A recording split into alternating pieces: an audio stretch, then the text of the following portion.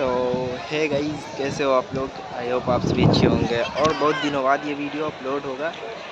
बहुत दिनों नहीं, मान के चलो 1-2 दिन लेट हो जाएगा, ओके। और ये बीच का वीडियो होगा जो मैं आया हूँ हाजी अली दरगाह, जो पीछे मेरे हाजी अली दरगाह है। और यहाँ मैं घूमने अभी फ़िलहाल यहाँ आया हूँ देखने के लिए, क्योंकि मुंबई पहली बार आया हूँ।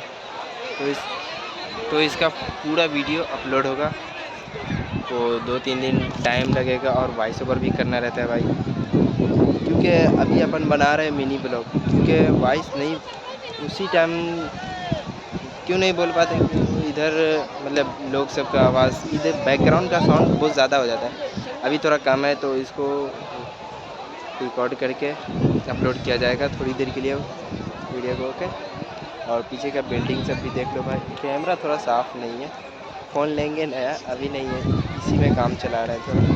देखो पीछे का बिल्डिंग। और अब हम जा रहे हैं हाजी अली दरगाह के पास, जो कि हम घूम के आ चुके हैं, लेकिन फिर से जाएंगे। तो उसका व्लॉग अभी नहीं रहेगा, बाद में अपलोड होगा। तब तक के लिए बाय, फिर से नेक्स्ट वीडियो में मिलते हैं। Bye bye bye bye.